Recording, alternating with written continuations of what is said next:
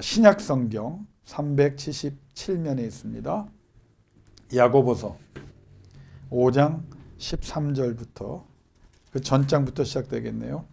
574면부터 시작됩니다.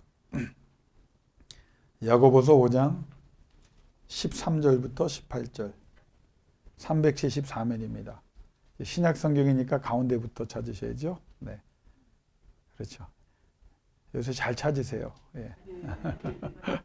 예, 구약이라고 그러면 처음부터 찾고 신약이라고 그러면 중간부터. 그렇죠? 예. 신약 성경 야고보서 5장 13절에서 18절 374면에 있습니다.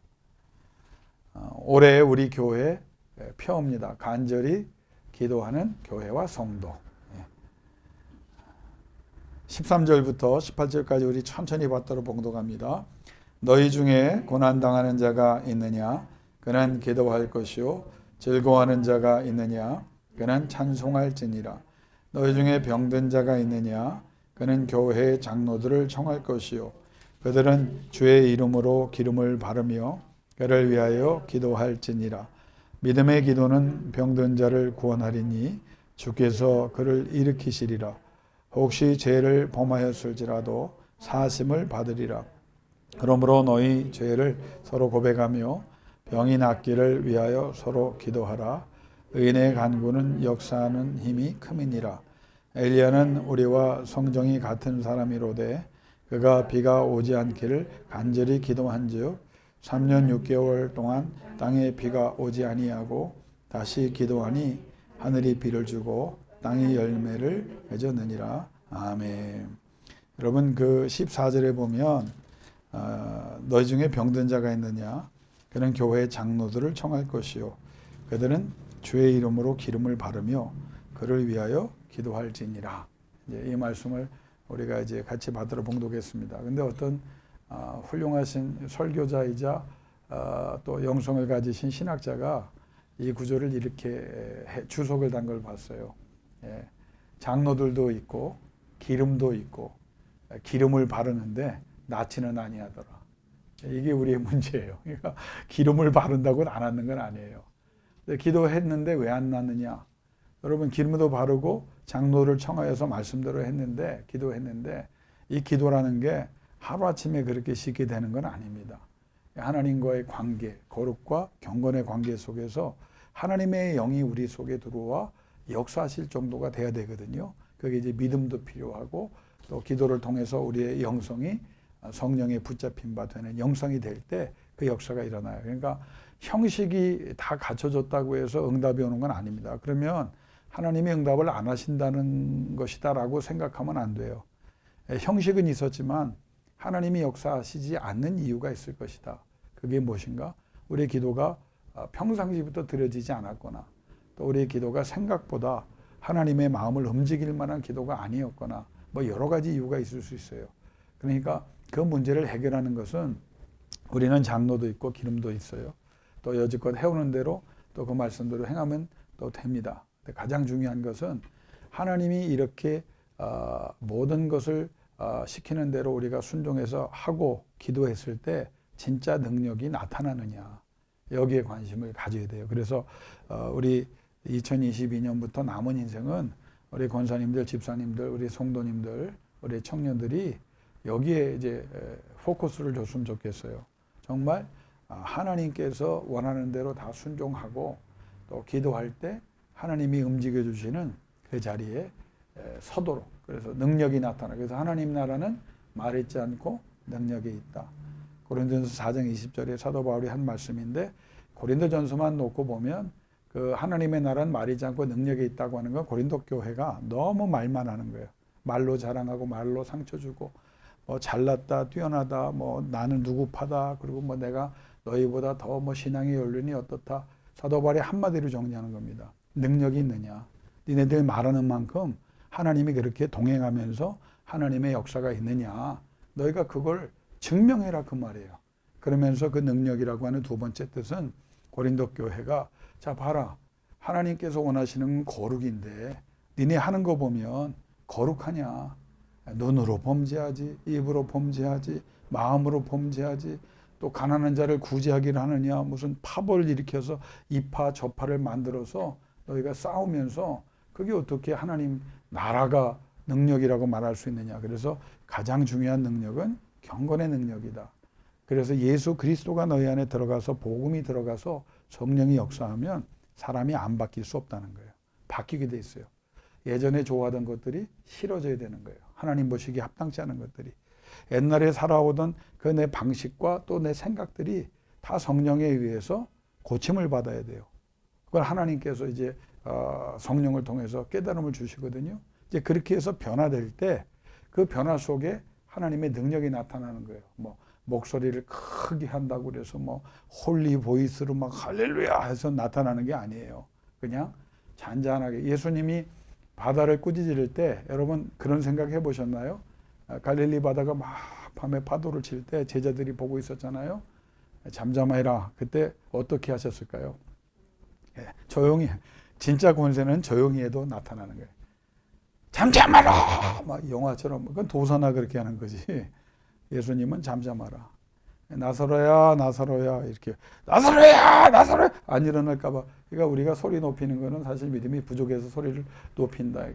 근데 잔잔하지만 하나님의 권세가 있는 분에게는 능력이 나타나요. 그래서 2022년에는 여러분에게 말이 아니라 정말 신앙의 연륜이 아니라 어떤 방법론이 아니라 어떤 형식이 아니라 하나님의 능력이 결과로 드러나는 그 귀한 역사가 있기를 주 이름으로 축원합니다. 그 역사는 어떻게 일어나느냐? 간절히 기도함으로. 야고보서를 통해서 주신 것이 간절히 기도. 여러분 우리가 야고보서를 어떤 사람들은 좀 행함을 강조하는 책이다. 그래서 다른 복음서와 비교하여 조금 그 권위를 좀 얕게 보는 그런 경향도 없잖아 있지만 그렇지 않습니다. 이 말씀을 보면은요. 우리가 신앙생활에서 제가 야고보서를 간절히 기도한즉 새 이제 말씀이니까 붙잡아라 그렇게 송구영신님 때 설교하면서 한 최소한 5번만 읽어봐라. 읽어보셨어요? 묻지 않겠습니다. 읽어보세요. 오늘 딴 거 하지 마시고요. 야고보서 길지도 않아요. 5장까지 한 번 읽는데 눈으로만 읽으면 여러분 5분도 안 걸립니다. 6분이면 읽어요. 천천히 읽어도 5번 이상 읽어보세요. 그리고 이 야고보서가 주는 내용을 여러분이 한번 가슴에 받아보세요. 그리고 내가 이 말씀대로 한번 살아보자. 그럼 이 야고보서는 누가 썼냐? 주의 동생 야고보라고. 야고보가 5명이 나옵니다. 성경에. 그런데 오늘 이 야고보서의 저자, 하나님의 말씀을 감동으로 받아서 쓴 사람은 야고보인데 이 야고보는 다른 야고보가 아니라 주의 동생 야고보입니다. 그러니까 우리가 이제 그 혼동을 하는 게 세베대의 아들 야고보가 있어요. 그러니까 이제 12사도에 들어간 베드로와 야고보와 요한을 사랑하셨죠? 그 중에 들어가는 3사람이 이제 세베대의 아들 야고보고 이 야고보는 예수님의 육적인 동생 야고보예요. 그런데 이 야고보가 처음에 12사도에 들어가지 않았어요. 왜? 그 형제들이 그 가족이 예수를 인정했습니까? 아니죠. 성경에 보면 미친 사람 취급을 했어요. 그래서 예수님이 선지자는 고향에서 대접받지 못한다라는 말씀까지 한 거죠. 그러니까 예수를 공생의 기간 동안에는 아마 쫓아다니지 않고 믿지 않았고 활약을 안 했던 사람이에요. 근데 나중에 이제 기독교의 중요한 사도급의 인물로 쓰임을 받는데 그 이유는 예수 그리스도께서 공생의 기간에 활약하실 때는 예수를 따르지 않다가 바울의 기록에 따르면 야고보가 회심을 했는데 언제 회심했느냐? 부활하신 예수 그리스도를 만나는 거예요. 그러니까 33년 동안은 그냥 지켜보고 뭐 미친 사람 취급하고 골칫덩어리로 우리 집안에 좀 별종이 났다. 그렇게 생각했겠죠. 그 이유는 아마 제 생각에는 요셉이나 마리아가 그 성령으로 잉태된 예수에 대해서 사실은 말씀을 안 했을 거예요. 그게 와전되거나 그게 또 공격거리가 될 수 있기 때문에 아마 두 사람이 가슴에 품고 있었어요. 그러니까 다른 형제들은 그냥 큰형 정도로 아는 거죠. 그런데 어느 날 갑자기 30살까지 목수를 잘 또 열심히 살다가 갑자기 나가서 뭐 하나님 나라를 선포하고 내가 하나님의 아들이라 그러고 나를 믿지 아니하면 하나님 나라에 갈 수 없다 그러니까 사람들이 야 니네 집안에 미친놈 하나 나왔다. 그래서 형제들이 잡으러 놓은 장면이 우리가 마태마가 누가 요한 이제 공간복음을 읽어가면서 집안의 후원을 받지 못했거든요. 물론 요셉과 아마 마리아는 위하여 기도하고 후원을 했을 겁니다. 그런데 부활하신 자기의 형, 육적인 형 예수 그리스도, 이분이 그리스도구나, 이분이 메시아구나, 그걸 이제 경험을 합니다. 아마 500명 중에 야고보가 들어가 있었던 것 같아요. 그래서 그때부터 그 후기 전승에 따르면 야고보가 이제 교회에 굉장히 그 지도자로 이제 부상을 합니다. 근데 처음부터 지도자가 된 것도 아니에요. 이 삶이 변화됐어요. 예수 그리스도를 만나고 진짜 예수를 자기의 형님이 아니라 메시아라는 걸 안 거예요. 그리고 그분을 믿고 그분의 은혜 속에 거하면서 그게 삶이 변합니다. 그래서 이 주의 형제인 야고보는 의인이라고, 그리고 특별히 이 사람이 믿음으로 의롭게 된다고 하는 그 사도 바울의 초기 신학, 가장 중요한 신학이 자리를 잡기 전이었거든요. 그러니까 초기 교인들이 유대교와 기독교를 잘 분간을 못하고 있었던 상태예요. 그래서 이 이방인을 향한 복음이라는 것도 나중에 사도행전 10장에 베드로가 기도할 때 성령이 고넬료 가정을 만나게 하면서, 또 사도 바울이 회심하고 바나바와 함께 예루살렘 교회에 올라가서 또 하나님께서 이방인에게 이런 성령의 역사를, 또 구원의 역사를 이루셨다.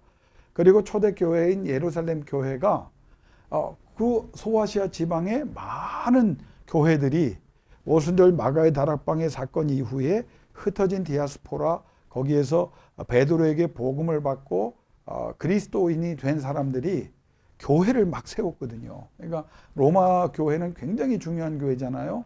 로마서가 나올 정도로. 근데 로마 교회는 누가 세운 게 없어요. 그러니까 사도 바울이 세운 게 아니에요. 그냥 자생적으로 모여서, 그냥 성소에 모여서, 유대인들은 성소에 모이니까 거기서 이제 새로운 도에 대해서, 그러니까 모르니까 새로운 도라고 얘기를 했단 말이에요. 거기에 반응을 보이는 사람들이, 그러니까 초기에는 이 유대교와 기독교가 사실 구분이 되지 않은 상태에서 이 야고보는 믿음을 강조하면서도 유대교의 율법을 따라서 경건하게 사는 삶을 강조합니다. 그러니까 이제 이 야고보서가 다른 서신과 좀 다르지 않느냐라고 하는 신학 논쟁을 몇백 년 동안 겪기도 했습니다. 그러나 그럼에도 불구하고 이 사람이 말하는 것은 뭐냐면, 믿음이라고 하면 성령을 받으면 사람이 바뀌어야죠. 여러분, 이거를 우리가 너무 쉽게 생각하면 안 돼요. 복음을 받았잖아요. 예수를 믿게 됐잖아요. 그러면 예수 안에서 우리가 새로운 존재가 됐다고요. 그러니까 성령의 역사는 우리 옛사람이 살아나지 못하도록 이미 선언하셨고, 계속 살아나는 우리의 죄로 인한 그 옛사람을 성령께서 녹이시는 거예요. 근데 우리는 아차하면 옛날 모습이 나오거든요. 그러니까 이제 세상 사람들이 빌미를 잡는 거예요. 너 예수 믿고 나서 아직도 이러냐. 이게 악한 영이 우리를 공격, 그 말에 상처받을 필요 없어요. 우리는 하루아침에 변화되는 게 아니라 점차적으로 변화되고 완성돼 가면 되는데, 문제는 변화되지 않으면서 성령의 역사를 같이 이야기하면 안 된다는 거예요. 성령의 역사는 나날이 달라요. 어제보다 오늘이, 그리고 내일이 더 거룩해지고 경건해져야 되는 거예요. 또 하나님 앞에 바로 서는 그런 삶을, 그런 점을 사실 야고보가 강조한 겁니다. 그러니까 유대교의 율법도 하나님의 말씀이 주신 거기 때문에 그 유대교 율법을 무슨 정결리에 따라서 이렇게 사는 게, 그거를 강조한 게 아니라 행함이 중요하다. 성령을 우리가 받았으면 사실 유대교에서 말하는 그 거룩감과 경건한, 또 나누고 베푸는 삶에 대해서 우리가 더 남들보다 뛰어나지 않겠느냐, 그걸 강조하거든요. 그래서 이 야고보는 유대교 전통을 따라가지만 할 일을 받으라고 말하지 않아요. 그러니까 이방인들에게 강조하지 않습니다. 그러면서 이 행위를 강조하는데, 이게 사실은 굉장히 이건 성령의 역사라고 생각해요. 왜냐하면 예루살렘 교회의 초기에 다 복음을 듣고 베드로가 설교할 때도 3천 5천 명 회개하고, 또 예루살렘 교회를 통해서 많은 사람이 구원을 얻을 때 이 사람들은 어떤 사람들이냐면 유대인이거든요. 유대계 계통 사람들이 먼저 회개한 거예요. 그렇잖아요? 그러니까 이게 이방인이 먼저 복음을 받은 게 아닙니다. 유대계 사람들이에요. 성령의 역사가 있어서 초대교회에 막 방언을 하잖아요. 각 나라 말로 오순절 마가다락방에. 근데 그 마가다락방에 방언을 한 것은 다른, 그러니까 유대 계통인데 이미 유대를 떠나서 살던, 그러나 성전 예배에 온 이중 언어를 구사하거나 이미 유대계지만 이 아람어나 무슨 뭐 히브리어를 잘 모르는 2세대, 3세대, 5세대, 6세대가 왔다고요. 나라 없이 몇백 년을 흘러왔기 때문에 그때부터 북이스라엘이 나라가 아수르에 망해가지고 이미 포로로 잡혀가서 10개 지파가 다 그냥 없어져 버렸거든요. 나머지 유다와 그 베냐민 지파는 바벨론에 의해서 망가져가지고 다, 그게 몇백 년의 역사 속에 거기에서 귀환하지 않은 사람들이 그래도 유대교 전통을 가지고 산 사람들이 있다고요. 그 사람들이 오는 거예요. 근데 그 사람들이 와서 복음을 들었는데 만약에 저들이 공감하고 저들을 그 정체성이죠. 자기가 유대인이라고 하는 정체성을 율법에서 찾는 사람들이거든요. 근데 그 사람들에게 다른, 완전히 다른 걸 얘기한다면 이 사람들이 쉽게 받아들이지 못했을 거예요. 근데 하나님께서 어떤 과정을 통해서, 그래서 하나님이 참 세밀하시다는 거예요. 상황에 맞게, 사람에 맞게, 수준에 맞게, 그 때에 맞춰서 하나님이 사람을 들어 쓰시는데, 야고보가 그 유대의 행위에 대해서 얘기하기 때문에 유대인들이 많이 개종한 상태에서 그들이 호감을 얻고, 또 많은 유대인들이 기독교 그리스도가 뭐냐고 할 때 그 말을 야고보가 하는 것을 들으면서 저들의 삶이 거룩하고 경건한 것을 보고, 그래서 사도행전 2장에 보면 온 예루살렘이 베드로가 설교할 때 5,000명 그 회개하는 장면, 그 장면과 앞뒤로 해서 무슨 말이 나오냐면 유대인들의 마음이 저들에게 열려 있었다라는 표현을 합니다. 그러니까 예수 믿는 사람들을 지켜본 거예요. 근데 말만 예수를 믿어라 이거로 한 게 아니라 저들이 그럼 어떤 사람인가 볼 때 가진 것을 나누어 주고 막 구제하고 베풀고 다른 사람들한테 그렇게 해코지 안 하고 부정과 불의와 불법이 없이 그렇게 경건하게 살아가거든요. 그러면 유대인들보다 더 훌륭한 사람들 아니냐. 유대인들은 말만 하지 뒤로 다 그렇게 지네들 하는 거 다 하고 사는데, 기독교인이라는 사람들을 보니까 말만 그런 게 아니라 삶이 유대인들보다도 더 뛰어나다. 그래서 진짜 전도는 어떤 전도일까요? 초기 전도처럼 여러분의 거룩하고 경건하고 하나님이 함께하는 모습들을 주변 가족인들이, 사람들이 보는 거예요. 그리고 마음이 열리는 거예요. 저 사람이 진짜 바뀌었구나. 우리 그 처가 쪽에 그 할머님이 참 좋으신 분이 계셨는데, 그 할머니가 이제 좀 이렇게 좀 짓궂게 할 때 있었어요. 그러면은 아마 가족이 그런 것 같아요. 아유, 엄마는 예수 믿는 사람이. 그러면은 그 얘기를 하셨대. 내가 예수 믿어서 이 정도다.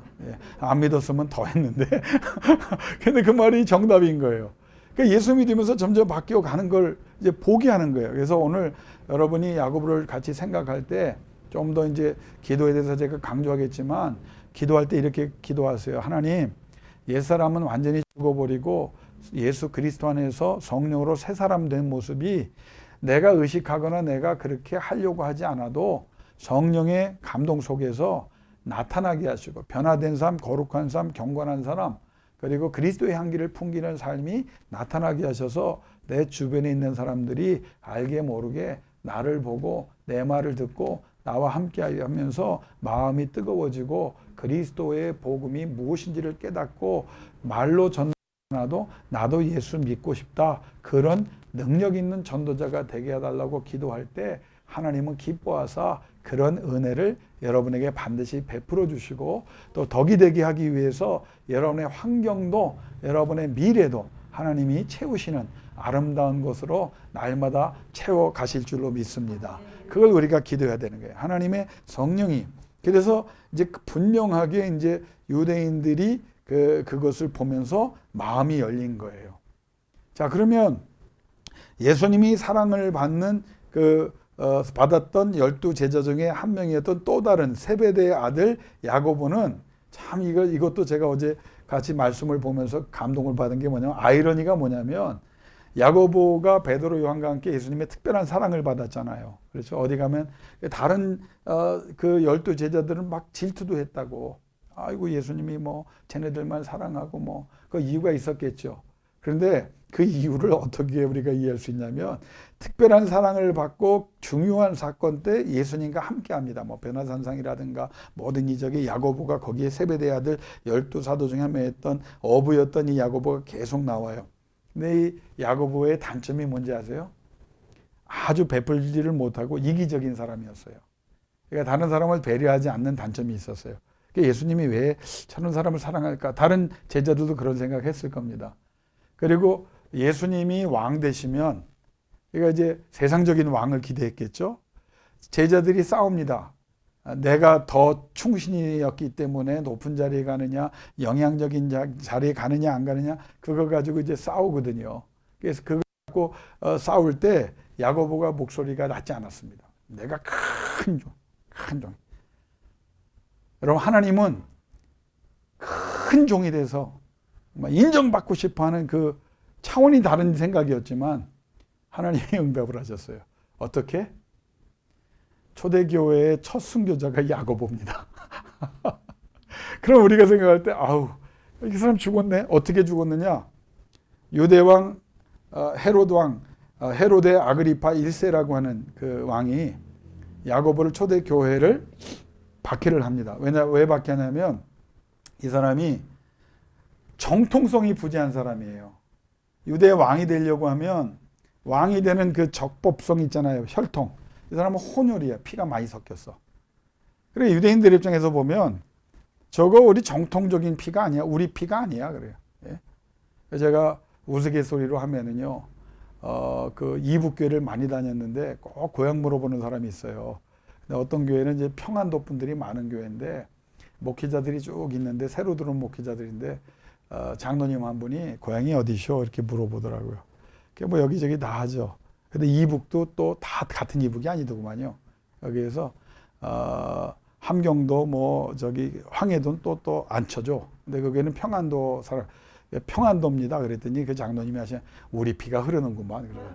야, 그래서 내가 그 2년 동안 평안도 그 저 사람은 성골인 거야. 근데 유대인도 마찬가지입니다. 우리도 그렇잖아요. 혼혈에 대해서 아주 그게 열린 마음을 가져야 되는데, 그러니까 여러분 혹시 주변에 저쪽 권은영 성도님 사시는 동네에도 이제 많잖아요. 베트남이나 잘해주세요.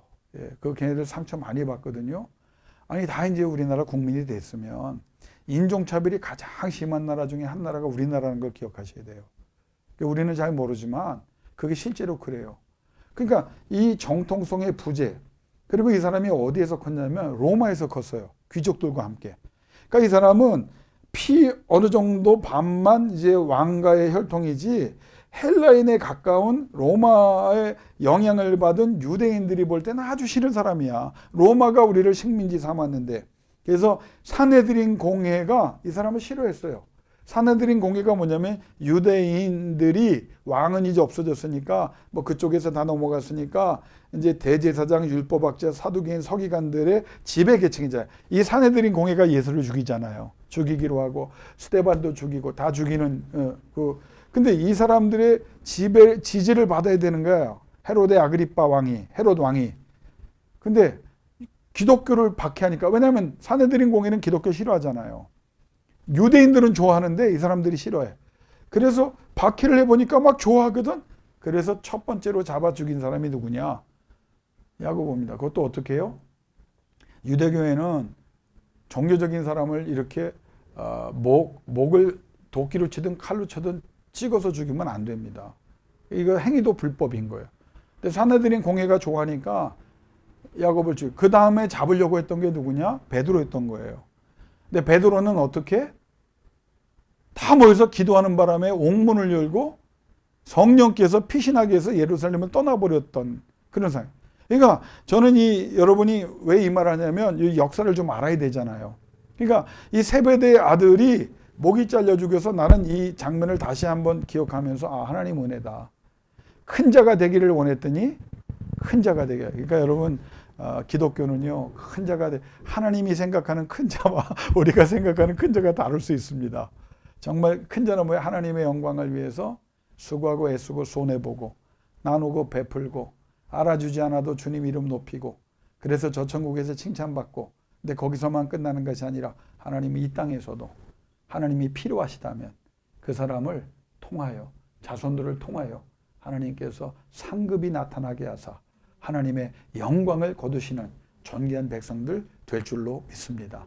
그러니까 그 야고보하고 다른 거예요. 그런데 이 야고보가 이제 예수님의 동생으로 이 초기 세베대 아들 야고보가 죽은 다음에 이제 베드로도 이제 막 도망을 다니는 상태에서 지도력을 가지고 초대교회 지도자가 된 사람이 야고보예요. 예수님의 제자. 참 아이러니하죠. 30년 동안은 따르지 않다가 3년 동안에도 따르지 않으니까 총 33년을 안 따라다닌 사람인데, 어떻게 보면 예수님을 박해는 안 했어도 인정하지 않았던 사람인데 부활하신 예수. 그래서 저는 여기서 또 은혜를 받아요. 사람이 어떻게 바뀌느냐? 제가 주일날 첫 설교가 뭐였습니까? 예수를 던져라 이거예요. 복음이 뭡니까? 예수예요. 예수를 만나면요, 예수가 들어가시면, 그러니까 여러분의 두 번째 기도 제목 뭐냐?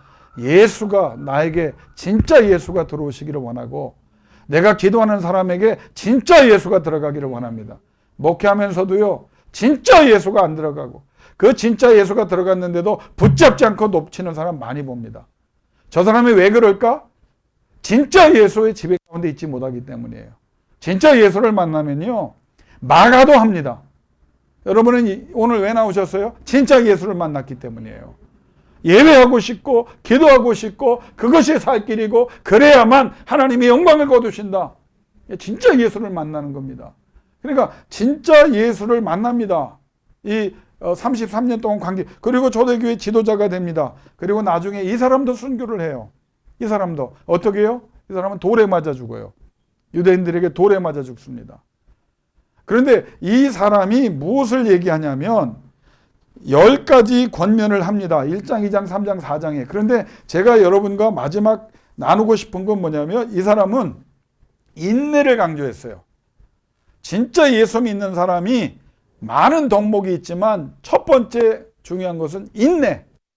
참아내라, 그 말이에요. 참아내라. 이 참아내란 말이 굉장히 중요한 이유가 있습니다. 왜냐하면 한번 따라 합시다. 시간이 필요하다. 그러니까 야고보가 인내를 강조할 때 첫 번째, 인내는요, 신앙의 완성은 시간이 필요한 거예요.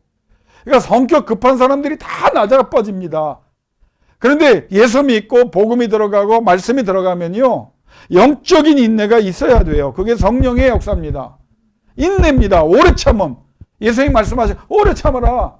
인낸다. 그런데 그 시간이 걸려도 급하지 말아라. 왜? 낙심하거나 좌절하지 말아라. 왜 우리가 낙심하고 좌절합니까?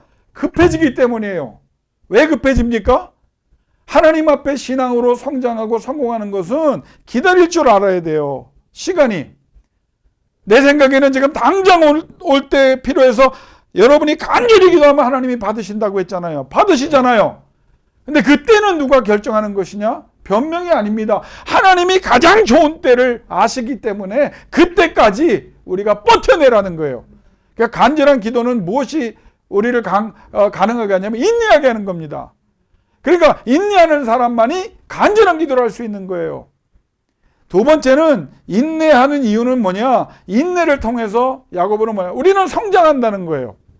그냥 고통 속에 있는 것이 아니라 하나님이 왜 그러면 우리를 이렇게 쥐어짜듯이 쥐어짜실까? 인내하는 과정을 통해서 우리는 성장을 한다는 거예요. 성장.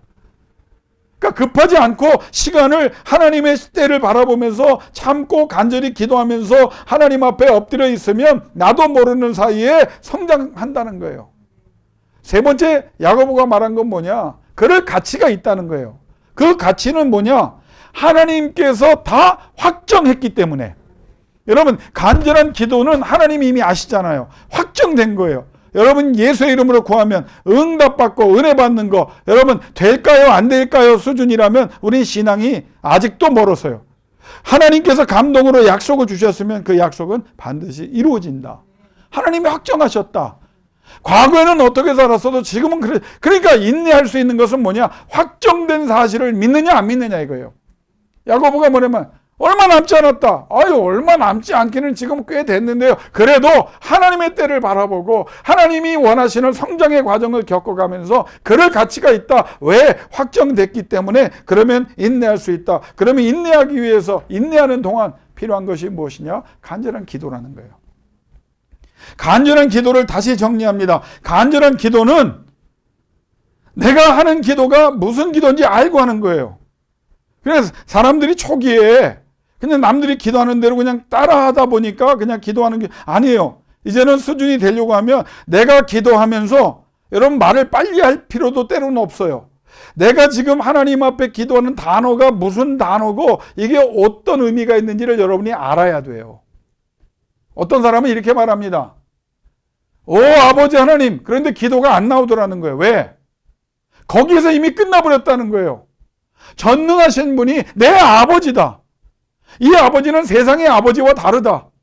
이 아버지는 독생자 예수를 보내기까지 나를 사랑하는 분이다.